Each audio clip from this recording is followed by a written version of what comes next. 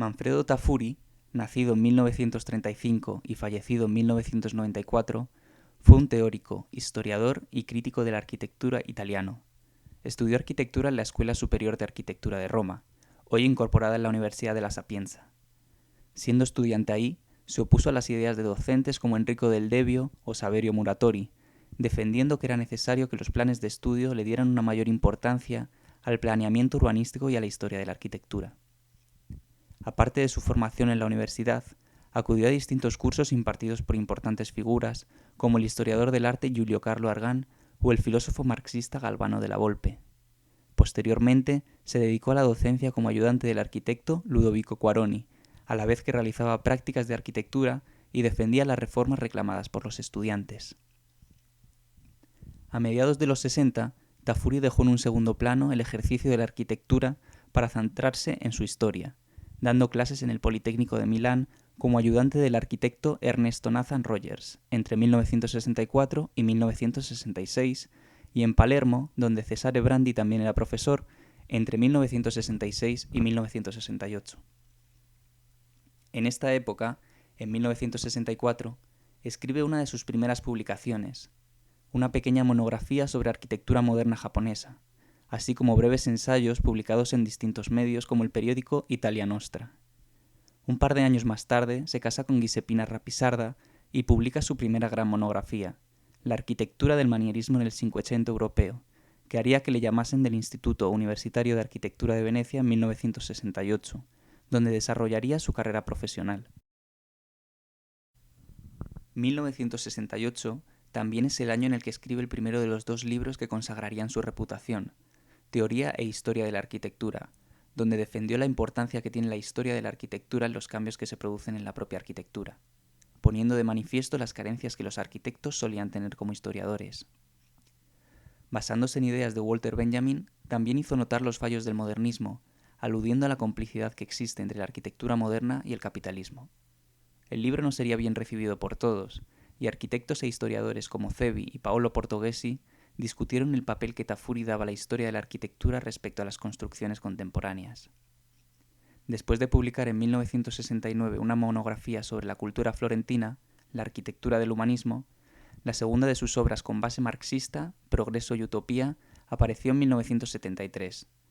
Un análisis histórico de la relación entre la arquitectura y el desarrollo del capitalismo desde el siglo XVIII. Estos temas los continuó en La Ciudad Americana y en Via Giulia. En esta línea también contribuyó con regularidad con el periódico americano Oposiciones, así como con los europeos Casabella, Domus y la arquitectura del presente. En 1976, Tafuri convirtió el Instituto de Historia de la Arquitectura de Venecia en una entidad crítica, con un departamento de análisis, crítica e historia de la arquitectura, donde colaboró con arquitectos, historiadores y filósofos políticamente activos cuyas investigaciones y proyectos eran afines a los suyos. Entre ellos se incluían Cacchiari, Giorgio Chiuchi, Francesco Dalcò y Mario Manieria Elia. Manfredo Tafuri ha producido obras de diversa índole a lo largo de toda su carrera. Pero en primer lugar se podría destacar su libro La arquitectura del humanismo, en la que Tafuri se enfrenta a un tema considerado por muchos como perfectamente claro en sus aspectos fundamentales. A través de su lectura se deduce que los siglos XV y XVI no están tan lejos, antes al contrario. En palabras del historiador del arte Alberto Pérez Negrete, la labor de Manfredo Tafuri es analizar, comentar e indagar el delicado momento en que la arquitectura asiste a su propia invención, al menos en sentido moderno, además de presenciar el engrandecimiento de sus artífices a la dignidad de intelectual ideológico al servicio de las clases poderosas. Es en este contexto cuando Brunelleschi, Alberti, Bramante, Giulio Romano o Palladio, entre otros, construyen la historia de la arquitectura del humanismo. En todo el libro prevalece notoriamente el mundo italiano. No obstante, el humanismo se percibió con diferente intensidad en toda Europa. Y es en ese sentido donde el texto adquiere un punto exótico, mostrando las particularidades constructivas de zonas continentales tan periféricas como Transilvania, Rusia, Escandinavia o Hungría, que tan poca presencia tienen en los manuales generales. La arquitectura del momento tuvo que hacer frente a innumerables problemas y particularidades urbanísticas, que no pocas veces iban encaminadas a renovar ideológicamente el dominio de la racionalidad burguesa. Por último, se analizan dos temas de gran importancia y complejidad: la dificultad de circunscribir y precisar los términos antirrenacimiento, anticlasicismo y manierismo, y la alianza entre tecnología, ciencia y el arte de la edificación, cuya asociación sería fundamental para el posterior desarrollo de la arquitectura militar y la ingeniería territorial. Otra obra significativa del historiador italiano sería La esfera y el laberinto, vanguardias de arquitectura de Piranesi a los años 70. ¿Se puede extraer de las vanguardias históricas, y antes todavía, de algunos momentos de la cultura del siglo XVIII y del siglo XIX, un proyecto positivo que vuelque la angustia en que se debate el hombre contemporáneo en su intento por dominar su propio ambiente? Esta pregunta, un tanto compleja, a priori, es la que se pregunta Manfredo Tafuri en este libro que parte de Piranesi y llega hasta la arquitectura de los años 70. No será un bloque histórico compacto el que se someterá a análisis. Tafuri se propone romper en fragmentos lo que se reconoce en el término de vanguardia y constituir con cada uno de ellos una arqueología. Ya a mitad del siglo XVIII, el lenguaje de Piranesi se articula en modos que, instaurando la ética de la transgresión, anticipan lo que será el proyecto de la vanguardia. Detrás de la destrucción de los valores antiguos y de la iconoclastia futurista y dadaísta, el autor detecta una tensión hacia modos de existencia en los que el hombre-cosa pueda dominar su propia alineación y su propio ambiente. Análogos impulsos hacia la reorganización del ambiente humano se pueden identificar en el teatro expresionista o biomecánico, en las marionetas y en las pantomimas de Schemmler, en el experimentalismo de El Lissitzky o de Laszlo Moholy-Nagy. Pero el análisis emprendido en el texto no se detiene en los años 20. La investigación va hacia la identificación de la vanguardia en los múltiples vestidos con que ésta se presenta.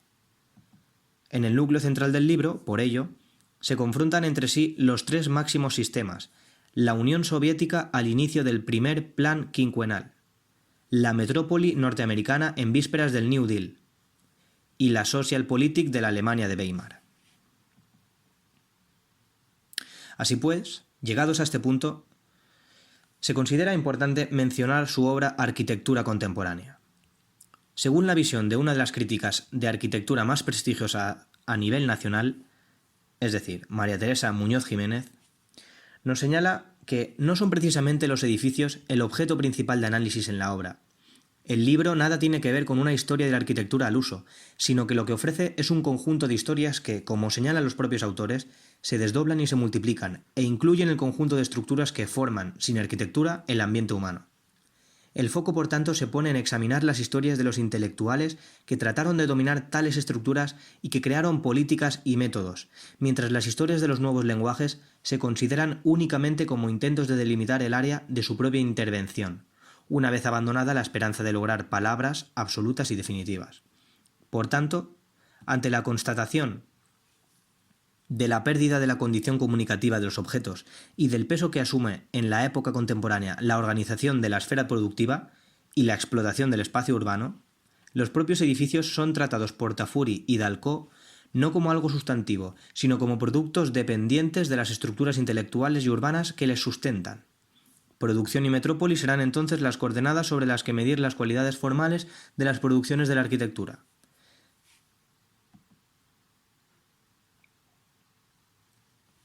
En definitiva, cabría resaltar algunas obras, además de las tratadas anteriormente, escritas por Manfredo Tafuri y que son dignas de mención. A continuación, se procederá a citarlas en su lenguaje original, el italiano. La architettura del manierismo nel Cinquecento europeo.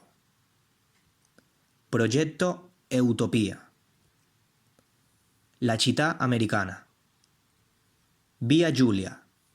La chiesa di San Francesco della Vigna nella Venezia. Venezia e il Rinascimento. Storia dell'architettura italiana, 1944-1985. Y por último, Ricerca del Rinascimento. La formación de Tafuri está enraizada en la cultura italiana moderna, en continuidad con las tradiciones de Benedetto Croce, Lionello Venturi, Edoardo Persico o Giulio Carlo Argan. Dentro de la dualidad de posturas que se definen a principios de la década de 1960 en Italia, entre los defensores de la continuidad de la tradición moderna y aquellos defensores de la idea de crisis y transformación, Tafuri se inclinó por la premisa de la crisis del movimiento moderno. En sus obras elaboró una nueva interpretación de la historia y la crítica que ha significado la síntesis de muchas otras aportaciones contemporáneas. Sin duda, Tafuri heredó el espíritu crítico de Walter Benjamin, implementado con la tradición marxista más heterodoxa y a la vez más irreductible, en la que también se enmarcan Alberto Asor Rosa, Mario Tronti y Antonio Negri, todos aquellos que se niegan a dar soporte a la producción capitalista y se inclinan por una visión hipercrítica y negativa. Su utilización de una dialéctica de lo negativo está basada en autores como Nietzsche y Heidegger, y sus cautelas metodológicas siguen la estela de historiadores como Carlo Ginzburg. Por otra parte, Tafuri sintonizó con la postura crítica de Michel Foucault, entre otros muchos conceptos, con su formulación de la historia como genealogía que identifica múltiples inicios, en contraposición a la quimera de un origen mítico que intenta explicarlo todo. Tafuri llevó hasta su extremo más radical, profundo y combativo la voluntad de insertar la arquitectura en una historia de la cultura, la premisa de que la ciudad es la base que justifica la existencia y la finalidad de toda obra, y la certeza de que la historia es siempre la referencia básica de toda crítica.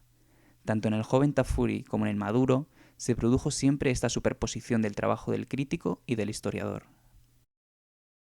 Todas sus interpretaciones muestran no solo el fracaso de las utopías, sino que son especialmente duras tanto con las corrientes abstractas como con las diversas manifestaciones del realismo, que siempre considera una estrategia del poder para la alienación de las clases más modestas.